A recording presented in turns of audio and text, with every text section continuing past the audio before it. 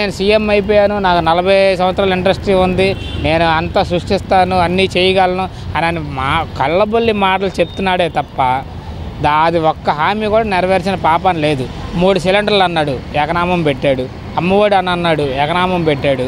ఏంటి ఇప్పుడు రైతులకు సంబంధించి ఏదో రిలీజ్ చేస్తానని చెప్పి అది అందరూ రోడ్ల మీద ఈయన ఎప్పుడు వేస్తాలా అని చెప్పి బ్యాంకుల చుట్టూ తిరిగి కాళ్ళు అరిగిపోయేలా తిరుగుతున్నారు తప్ప చంద్రబాబు నాయుడు హయాంలో ఒక్క హామీ కూడా నెరవేర్చిన పాపం లేదు. అదే జగన్ గారు ఉన్నట్టయితే అసలు ఎవరు వెనక్కి తిరిగి చూసుకునే పని ఉండేది కాదు.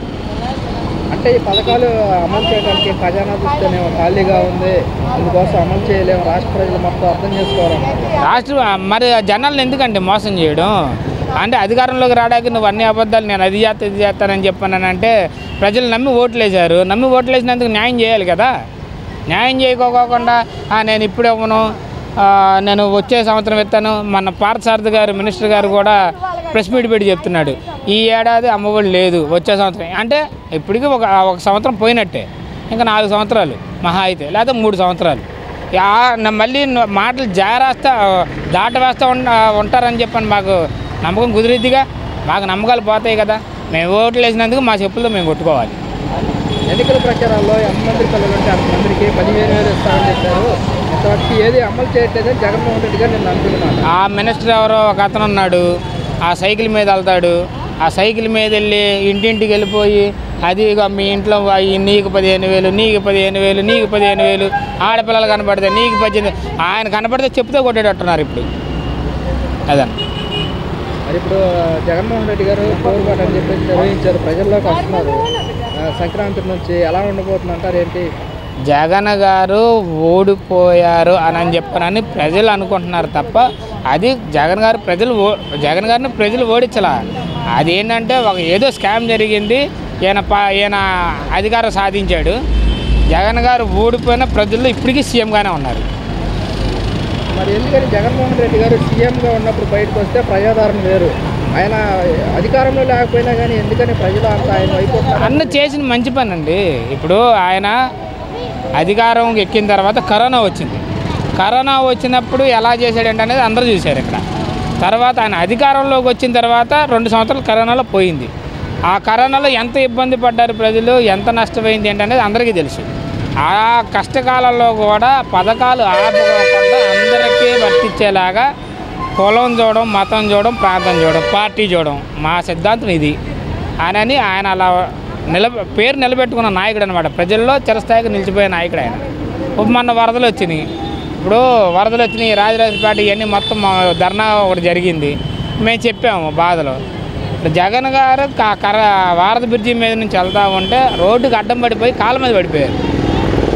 అదే వాళ్ళ చెప్పిన మాట నిలబెట్టుకున్న నాయకుడు ఎవరైతే ఉన్నారో అది జగన్మోహన్ రెడ్డి గారు ఒక్కళ్ళే.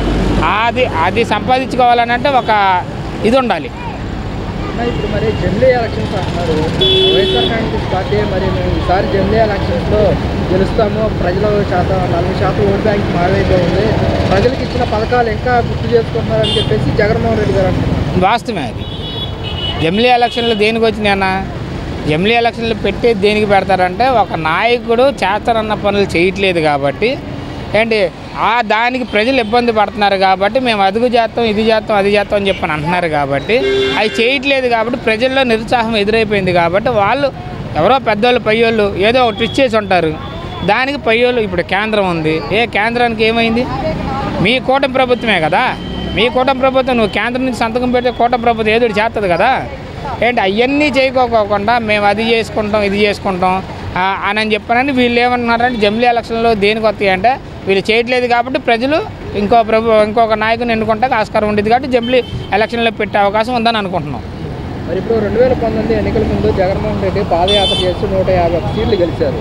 ఇప్పుడు ప్రజల్లోకి వస్తున్నారు, ప్రజల తరఫున పోరాడతామన్నారు. ఈసారి మరి ఎలా ఉండబోతుంది అంటారు? మాది ఒకటే సిద్ధాంతం. మేము అంతకుముందు ఒకటే చెప్పాం, ఇప్పుడు ఒకటే చెప్తున్నాం. మేము ఫస్ట్ నుంచి వైనాట్ 175 అని చెప్పని అనుకున్నాం. స్టిల్ ఇప్పుడు వైనాట్ 175 ఇప్పటికీ చెప్తాం. ఎందుకంటే నెక్స్ట్ ఎలక్షన్లో టీడీపీకి 1 సీటే పరిమితం చేస్తారు ప్రజలు. ఇది మటుకు పక్కా. వాలంటీర్ విషయానికి వస్తే మీరేమంటారు? వాలంటీర్లని మోసం చేసింది చంద్రబాబు నాయుడు అన్న. ఎందుకంటే వాలంటీర్లకి అదే చెప్పాను కదా, ఇప్పుడు మినిస్టర్ గారు సైకిల్ వేసుకొని వెళ్తున్నారు. ఆయనే కదా, మీ వాలంటీర్లకు 10,000 జీతం ఇస్తాము అన్నీ ఉన్నాయి, ప్రజల దగ్గర అన్ని వీడియోలు ఉన్నాయి, ఇప్పుడు సోషల్ మీడియా ఉంది, అన్నిట్లో అన్నీ వచ్చేస్తున్నాయి కదా. ఆయన వెళ్ళి ఇంటికి వెళ్ళి మీరు వాలంటీరు ఆయన 5,000 ఇచ్చాడు, మేము 10,000 ఇస్తాము అని చెప్పానని ఒక లెటర్ చూపించాడు. ఒక లెటర్ చూపించిన తర్వాత ఇప్పుడు ఆ వాలంటీర్లు తీసుకోవట్లా. ఇప్పుడు నా ఫ్రెండ్సే ఉన్నారు వాలంటీర్లు, ఏం నాన్న వెళ్ళట్లేదు ఏంట్రా, మీరు డ్యూటీలకు వెళ్ళట్లేదు, తీసుకోలేదు ఏంటంటే మాకు బాగా 3 నామాలు పెట్టాడన్న అని చెప్పి నేను బాధపడతారు. వాలంటీర్స్ మరి భిక్షాటన కూడా చేస్తున్నారు. ఎన్నికల ప్రచారాల్లో వేతన కింద 10,000 ఇచ్చి కొనసాగిస్తామన్నారు, ఇప్పుడు వరకే మమ్మల్ని పట్టించుకోవట్లేదని చెప్పారు. లేదండి, ఆయన చెప్పే మాటలు వీళ్ళు నమ్మారు కాబట్టి ఎవరేం చేయలేరు. ఇప్పుడు జగన్ గారి హయాంలో మీకు శాలరీ అనేవి వచ్చినాయి, ఆయనే పెంచుతానని చెప్పాను అన్నాడు, విడతలుగా పెంచుకుంటూ వెళ్తానన్నాడు. ఏంటంటే ఒకేసారి 10,000 అనే పాటికి మన వాళ్ళు కొద్దిగా ఇదైనట్టున్నారు. అదేంటంటే చేసే నాయకుడినే నమ్మాలి కానీ అబద్ధాలు చెప్పే నాయకుడిని అస్సలు నమ్మకూడదు. పవన్ కళ్యాణ్ గారు ఆయన గురించి చెప్పాలంటే కేఏ పాల్ గారి గురించి మాట్లాడుకుంటే అలా ఉంటుంది, ఆయన గురించి మాట్లాడుకుంటే అలా ఉండిద్ది. నేను సీఎం అయిపోయాను, నాకు 40 సంవత్సరాల ఇండస్ట్రీ ఉంది, నేను అంతా సృష్టిస్తాను, అన్నీ చేయగలను అని మా కళ్ళబొల్లి మాటలు చెప్తున్నాడే తప్ప అది ఒక్క హామీ కూడా నెరవేర్చిన పాపం లేదు. 3 సిలిండర్లు అన్నాడు, ఎకనామం పెట్టాడు. అమ్మఒడి అని అన్నాడు, ఎకనామం పెట్టాడు. ఏంటి ఇప్పుడు రైతులకు సంబంధించి ఏదో రిలీజ్ చేస్తానని చెప్పి అది అందరూ రోడ్ల మీద ఈయన ఎప్పుడు వేస్తాడా అని చెప్పి బ్యాంకుల చుట్టూ తిరిగి కాళ్ళు అరిగిపోయేలా తిరుగుతున్నారు తప్ప చంద్రబాబు నాయుడు హయాంలో ఒక్క హామీ కూడా నెరవేర్చిన పాపం లేదు. అదే జగన్ గారు ఉన్నట్టయితే అసలు ఎవరు వెనక్కి తిరిగి చూసుకునే పని ఉండేది కాదు. అంటే ఈ పథకాలు అమలు చేయడానికి ఖజానా చూస్తేనే ఖాళీగా ఉంది, అందుకోసం అమలు చేయలేము, రాష్ట్ర ప్రజలు మొత్తం అర్థం చేసుకోవాలి. మరి జనాలను ఎందుకంటే మోసం చేయడం, అంటే అధికారంలోకి రావడానికి నువ్వు అన్ని అబద్ధాలు నేను అది చేస్తానని చెప్పానంటే ప్రజలు నమ్మి ఓట్లు వేశారు, నమ్మి ఓట్లు వేసినందుకు న్యాయం చేయాలి కదా.